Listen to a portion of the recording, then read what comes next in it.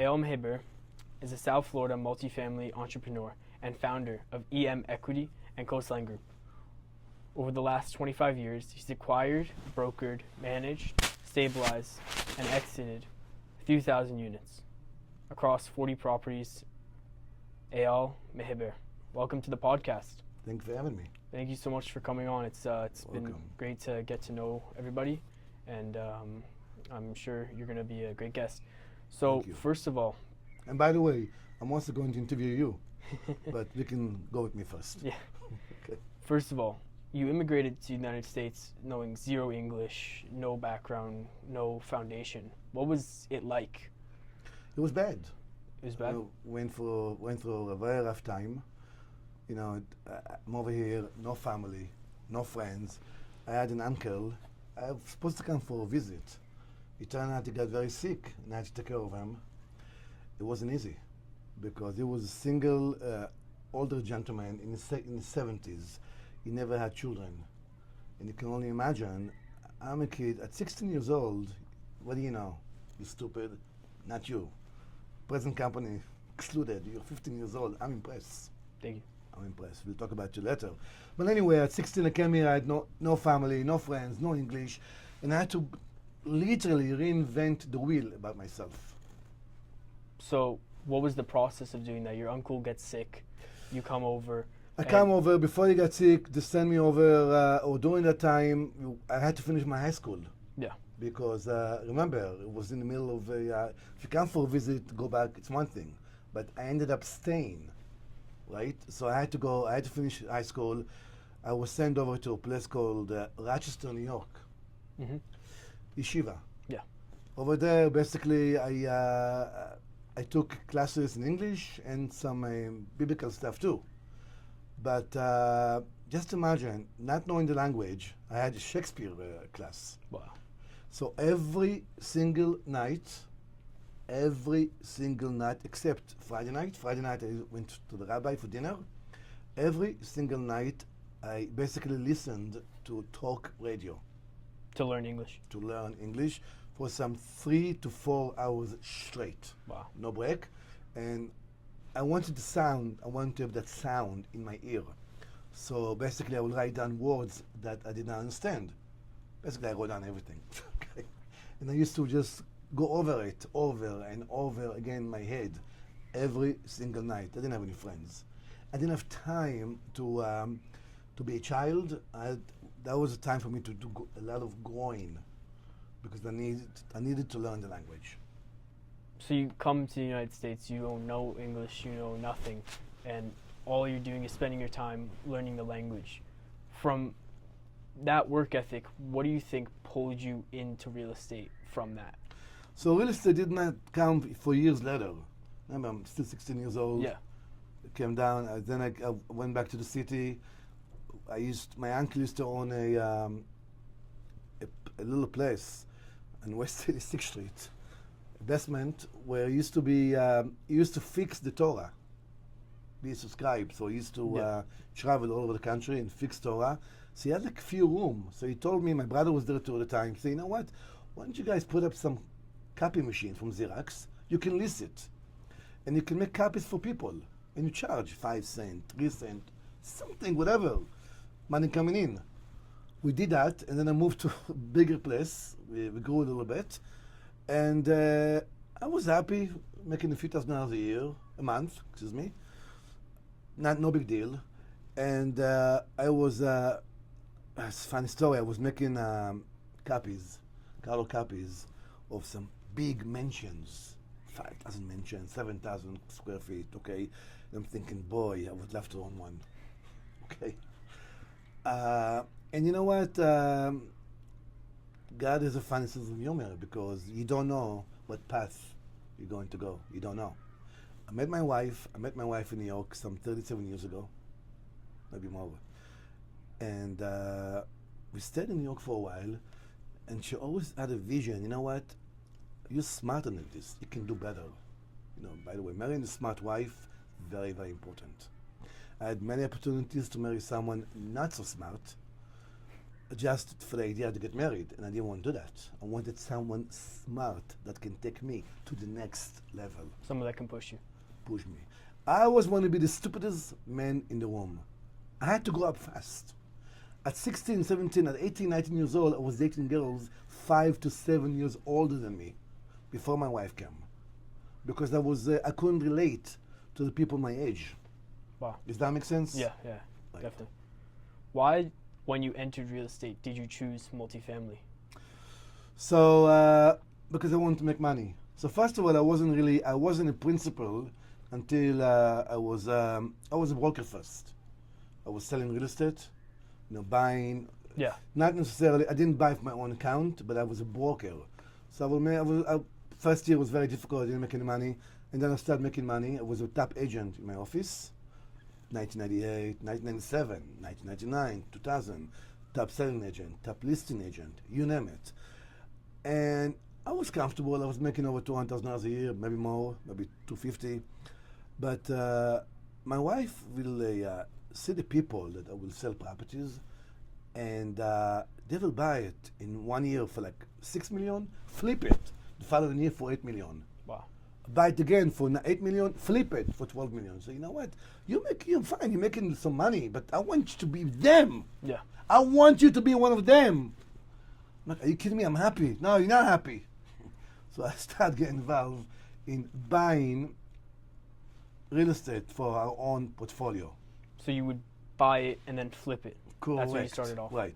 Not necessarily multifamily. I bought retail, I bought warehouses, I bought office building, I bought triple net leases. I put my hand in everything I found where I can make money. I bought a duplex for that matter. And then finally, I find myself chasing money.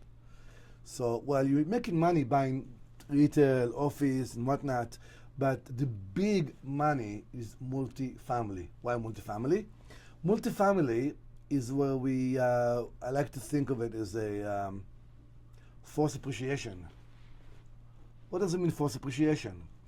You buy a property, and you know for a fact that your rent is lower than next door. So for example, let's say my rent is $1,000, but everywhere around me is about $1,200-$1,300 a month. Everywhere around me. Do I need the economy to get better? Do I need the market to get better for me to go to? No, I do not. I can go straight to $1,200 a month. That's what we call forced appreciation, and therefore your value of the property go up by 20%, 30% because you're able to raise rent, providing you buy it right. So if you buy multifamily properties where the rent is, let's say, 20% or whatever below the properties around it, Correct. you are able to bring up the value. Correct. And then do you flip it or do you hold it and So we collect can cash flow? flip it depending on the market. If the market is very strong and I can get a very strong buyer, yeah, we flip it, or we can refi. A lot of time what we do, we refinance. This is what we love Uncle Sam. Uncle Sam tells you, don't worry about paying taxes. I love you. You have blue eyes. Don't pay taxes. Refinance the heck out of the property. And as long as you still own the property, you did not sell the property, you still own it. Whatever you cash out on the refi, it's for you. Don't pay taxes on the money. Interesting. To go back to your childhood, was there any time before you came to the United States that you knew that you were different than everybody else and you were an entrepreneur, unlike No, I your did people not. around? But I did know my father passed away. Always was very close to me. I was close to him. Always tells me that you're better than everybody else. I don't like your friends. Why don't you like my friends? I don't like the family where they come from. I don't like their vision. They're always gonna stay small. I have bigger vision for you. I grew up in a 500 square feet apartment, family of 5, 1 bathroom. Okay, so it wasn't easy. My fucking closet right now is over 500 square feet. Wow. Does that make sense? Yeah. So, it's a vision. As an example, how old are you? 15 years old? Yeah. You play it right, you're gonna go very far.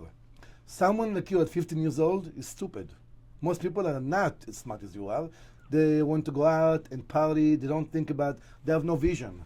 They have this whole thing as you know what, uh, money should come to me. I deserve. I feel entitled. Why did people voted for Mandani in New York City? Because they want free rent. They want free rent. They want free free food. benefits. Yeah. They want free grocery. They want free transportation. They want things handed to them. When you want things handed to you, okay, that mindset already. You're never going to grow. Granted, you're gonna get stuff for free, but you're always gonna stay small. Do you think that this is something that evolved between the generations? Like, if we were to go back 50 years when you were in your teens, do you think that this is something that was common, or maybe as common as it is today? No, it's much worse right now. Much worse right now? Much worse. Much worse. Why would you say that is? Because the mentality. Well, let's start with that. The news, the media, slanted everything. Okay, and it's become very woke. Right, where it's not enough to be left, but very left. It's sort of like if I'm a beautiful girl, or I don't care if you're beautiful, whatever. You're 20 years old, you're a woman, and you want the good life. You want to be in Miami. You want the good life. You want to live. You don't want to go punch a clock and make $10 an hour, $15 an hour. You marry someone wealthy, an older gentleman. They don't care about it, as long as they have the good life. And as a guy, if you're a guy and you want the good life, what do you do? Maybe get involved in tech companies. That you're thinking, yeah, you know, this guy made $1 billion. I can do it too. Yeah. Very, very difficult to break into a tech company. Why do most business fail? Number one reason why most people fail: lack of funding. In other words, you can have the best idea ever. If you don't have the funding, someone to believe in you, and put a couple $1 million into the idea. But do you think that reflects more on the founder, or that reflects more on the market? Like, if you have a company with lack of funding, do you think it reflects more on the founder, that they're not able to raise venture capital, or do you think it reflects more on the market? It reflects more on the generation. Our generation today, 15, 16, 17, 20 years old, they want to be on social media. They want to be influencer. And they think they can make money from that. Maybe they can. So I always tell people, listen, you need to have a job, 9 to 5. And you want to play around with the social media, absolutely, why not? But don't rely on it as source of income. Yeah. And that's the number one mistake that right now our youth are doing. They want to rely on social media for their income. Yeah, I think I saw there's a stat that, like, 50 years ago, the number one job that people wanted to have was astronaut, you know, doctor and stuff like that. And now it's influencer. Influencer. And you know, listen, if that person can do well, they can do very, very well. Can make a lot, I don't know about money, but can have like a few million viewers, you will start making money. But unfortunately, a lot of people, maybe they reach a platform, where they cannot go any higher. Okay?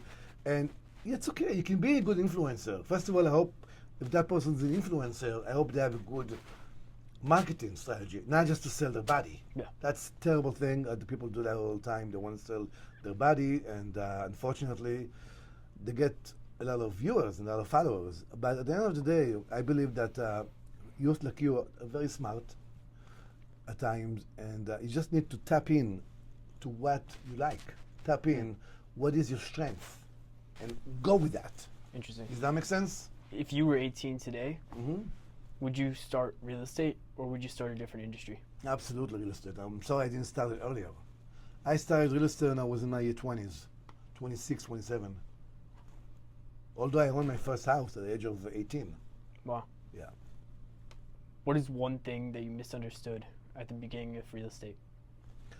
So, one thing that I misunderstood in the beginning of real estate is as a broker or as a principal or what? I think just starting off.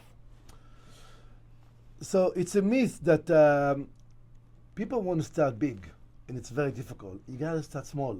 You start with a duplex. You start with one unit. I don't give a shit. Start with something. Don't look at someone else. I want to be him. I want to be that Donald Trump. Okay, you want to be yourself. And you know what? And if you start small, you can grow your portfolio. If you want to start big, that's okay too, but here's a problem. Now you can't get going, you don't start big, nothing happened, you're going to give up. Yeah. You don't want to give up. Yeah. So if you start small and you build into it slowly but surely, and you always want to team up with someone smarter than you. I want to be myself, the stupidest man in the room. Yeah, it's true. Okay? Because so when I hire a manager for my property, if they're not smarter than me, what value they're going to bring to my operation? I'm not there. I have a property, right? Gainesville, for example. If that person is not smarter than me, how do I not be there every day? Yeah. Would you say success is skill or luck? Success is not luck. Now, do I want to rely on luck? Absolutely. Luck is a bonus. You can say, well, you came to Florida at the right time, or you can say, you know what? My broker used to tell me at the time when I was selling real estate, the first year was very bad. First 13 months, 14 months, I didn't have any money. I basically lived on credit card. And I had 2 kids to feed. Wow. So my first big check was about over close to $300,000. And my broker told me I got lucky. Okay, no problem. I get another check, another $200,000. You got lucky. I get another check, another $100,000. At the end of the day, you're going to run out of luck. Mm-hmm. So no, luck is a bonus. I'll give you an example. So when we underwrite deals, okay, I'll underwrite deal, and let's say I underwrite my deal and I pay 6 cap. Yeah. I don't know if you understand about cap rate. Yeah. A little bit. So let's say I underwrite a deal for 6 cap. For those of you who don't understand what cap rate, it's the NOI minus the expense, net operating income divided by the purchase price. So if I buy at a 6 cap, right, I want to sell at a 7 cap. It's very difficult. Now, why do I want to sell at a 7 cap in 2 years? If I do my underwriting where I buy at a 6 cap and I sell at a 7 cap, I'm almost guaranteed, it's 99% that I'm not going to lose money. But it's very hard because that means I have to buy it very, very cheap. So I always underwrite my deals at a higher cap rate at the exit. However, if I get lucky, which we all want to get lucky, then I can sell it at a much lower cap rate if the market is strong. But I don't rely on luck when I do my underwriting. Does that make sense? Yeah. So you go into a deal expecting the worst, but No, I don't expect the worst, but I will underwrite the deal at a much higher cap rate than what the market is. got it. Interesting. What is the closest you came to losing everything on one deal? I had a property about 2 years ago that you have to remember, my lender referred me as a cowboy because when I go into contract, I put non-refundable money. Why do I put non-refundable money? Because I want to be able to earn the deal. You have to come from a position of strength when you buy a deal, so a broker can take you seriously. So I bought a property in North Florida a few years ago. My deposit was initially was $500,000. Somehow it grew because they kept asking for extension. I did not like the numbers because the seller gave wrong information. So at the end of the day, I got nice discount on the property. I still did not close, and I find myself with non-refundable of almost $2 million. Wow. But don't worry, I closed on it. Thank God, for the last 25 years, we never lost 1 penny on a non-refundable when it comes to buying a property. Wow. Yeah. Wow. We come close. We come close. Wow. If you could redo one decision in your whole life, what would you do? Not partner up with the wrong people. So unfortunately, my track record when it comes to properties, right? You know what they call a baseball player that hit 3 out of 10? What do they call him? A millionaire. Millionaire? Yeah. My track record when it comes to property, value add, 9 out of 10. Wow. I would say 99 out of 10, but I would go 9 out of 10, okay? So where is my, everybody has weak point. Choosing the wrong partners. So last few years I had, unfortunately, I'm a kind of guy I like to self-respect. I will never blame anybody else. This is bad. It's bad shit, crazy. When you start blaming other people, that's a sign of weakness. It's sort of like an alcoholist or a drug dealer, a drug user. Before they can get better and before they can go to rehab, they need to be able to self-reflect, Self-accountability. take accountability, Yeah. and then now they can start to recover. The same thing with me. So I take accountability. I team up with some bad people that misrepresent themselves in real estate, in development, etc., etc. Not to get into it, but and that's where I will definitely do a much better job vetting the potential new partner much stronger in deep dive before I get in love with him, that person. Interesting. Interesting. So, know who you're partnering with. Do your due No, you're diligence. partnering with, correct. Yeah. What is My one, best partner right now is my wife of some 37 years. Wow. Mhm. What is one skill that everybody who becomes successful has? The need? Yeah. Well, you need to have a vision. You need to take the word, you know the word failure? No. Failure. Failure. Yeah. It's not a vocabulary. I have a vocabulary in my office. I'm going to show you. I took it out. You will meet the word failure out of your vocabulary. You need fire in the belly. You need motivation. And most important, you can't be fucking lazy. A lot of people are lazy and they want things to be handed to them. And I'll give you an example, a story, okay?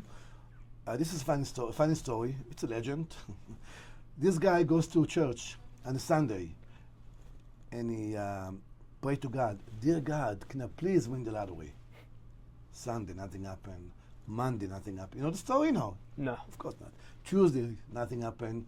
And Wednesday, finally, it's a big joy. It's like, "Dear God, let me win the lottery one time." There was a voice came out from the ceiling.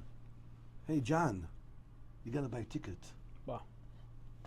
So you have to, You have to be in it. yeah, you have to actually take accountability and That's do the work. exactly what I'm talking about. Exactly. What do you think is social media's impact on real estate? Social media is great. It's really, really great. People come to us all the time with different deals. People come to us with other situation. People come to us and we inspire people. For me, it helped a lot with the social media. But overall, everything today right now is social media, and then it's going to AI. Mhm. So we need social media. The only thing is people should not use it, okay, for other things other than So what is a big time waster? big time wasters. Yeah. Yeah. Unfortunately, we become slaves to a phone. Yeah. You know. Yeah, it's true. What does the average week look like for you? Average week look out for me like it's I go to the gym in the morning. I get up at 6 a.m. I go to the gym. I have my trainer. I go to the office. Sometimes do a couple of videos, do some podcasts, and I travel to the properties. I meet with people. I put about 12, 14 hours a day. I shut down early on Friday. On Saturday we don't work, it's Shabbat. And Sunday we also work half a day. So basically it's work, but also have fun. You have to Yeah. have fun too. Interesting. So you're working 12 to 14 hours a day. How old are you, if you don't mind? No, I don't mind. Unfortunately, I'm an old man, 58. 58. Wow. And you're working 12 to 14 hours I'm a day. full of and there's- energy. And I'm there's full 20 of- years old, so you're not. I'm full of energy. I'm multitasking. I can talk to you today. I'm here, and the next day I'm going to be in China. Wow. I'm not. Yeah. You know what I mean? I'm not lazy. I don't believe in being lazy. I believe that we are on this earth for a better purpose, Mhm. not just to breathe the air. Yeah, I agree. What do you think gives you this edge? Because, 58-year-olds, they get to that age and they're like, I've been working for too long, or I'm going to work like 7 hours a day, right? Well, There's it's a lot not- of people like that. You know what? When I say 12, 14 hours, I don't have to be in the office. Yeah. I can be my phone, right? This is my office. Mhm. Can be Yeah, anywhere. Exactly. It can be and it's not. I make it fun. It's also that fun. It's supposed to be fun. Yeah. Finding for me, when I find a property, I find an opportunity. I like to take it and make it better. For me, it's like a jewel. Make sense? It's an art. So it's about the mission. It's not about the goal. It's Like a you're mission. Not, It's you're a not mission. Thinking, It's the goal. Right. Yeah, it's mission over goal. Right. If your sons and or daughters only remembered one lesson from you about money, what would it be? It will be that, listen, money doesn't come easy. Just because somebody, your parents have it, that's not your money. You know, I'll tell you a funny story. It's a true story. You know Shaquille O'Neal? Yeah. His son told him the other day, it was about a year ago, Dad, we are very rich. Dad, that's like, we're not rich. I am rich. That's what the dad tell the son. Okay? So my message to my daughters, listen, you have to earn your respect, earn your dues. Money doesn't go on the street. But they understand that. Yeah. So that's important. What's one book that you recommend everybody read? I like the book by Trump, The Art of the Deal. Mm-hmm. I like that one because it's really it breaks it down and it's not very complicated. Yeah, it's more of in a English. story. It's what? It's more of a story. It's more of a story, but there's a lot of good stuff there. Yeah. It's a good book. What is the best piece of advice you've ever received? The best piece of advice I ever received is that, listen, you're going to work hard, but the number one thing you cannot forget is your family. Family always going to come first, no matter what. Do you think a lot of people get to an age where they hit a certain number and they look around and they don't have family anymore because they neglected them? They do. Unfortunately, they do, or because they got married or they never have kids. And then at 40 or 50 years old, it's too late now. You can't forget where you come from, number one. Yeah. What is one thing people don't tell you about real estate? The one thing you don't tell me about real estate is that, don't worry, market is going up. Buy real estate. It's a good idea to buy real estate. I don't buy real estate because market is going up. And I don't buy real estate if the market is going down. I look for opportunity. I don't care what the market is doing now.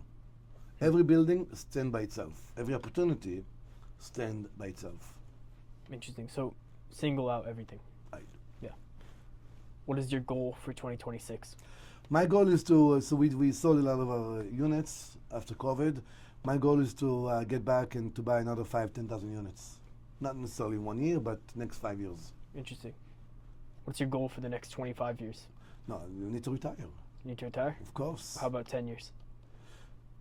10 years, God willing, I'm thinking to sell some big packet, put together a big portfolio, sell to REIT, and retired. Interesting. What's the worst piece of advice you've ever received? The worst piece of advice I've ever received is that you don't worry about anything. Money will come. Just go and pray to God. And I'm a religious man. I pray every morning. I don't believe praying is enough. You need to have that. You need to have that fire in the belly. You need to have that motivation. You need to have a goal in life, a vision, a goal, something that can take you to the next level. Because praying alone is not going to do it. God wants to help you, but you have to help yourself. So the worst advice I can give anybody, don't worry, money's gonna come. Money's not coming. It's almost like it's like a guy, you're 15 years old, you want to date people, you want to date the girls, you have to make it happen. Yeah. Thank you so much for coming on. It's been great talking to you. Good guy, can I ask a couple of questions? Sure. You want to put it in, yeah? I can. You're 15 years old, how'd you get, what's your, I know you start at 10 years old. What's your goal for the next 10 years? My goal for the next 10 years? My goal for the next 10 years is to hit $500,000 a month. I want to run the largest content rewards campaign in history, and I want to interview Trump. Fair enough. What are you doing to get that goal? Every day, I email at least 20 or 30 people or 40 people, custom emails, asking if they can come on the podcast. You have a studio? I do not have a studio. Okay, so I'm going to give you advice now. Buy a studio. No, don't say that. Rent. You say that? No. No. You don't have money. I don't care about your money. You know, whether you have money, you don't have money. You don't need money for that. How many emails do you send? 30 or 40. Double that. No. 10.